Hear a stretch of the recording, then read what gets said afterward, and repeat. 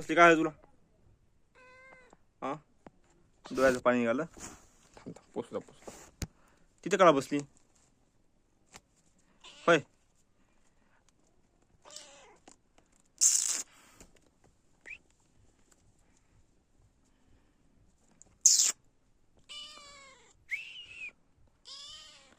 दूध पितो दू ये. बस बस बस बस इथं बस बस बस बस इथं बस बस.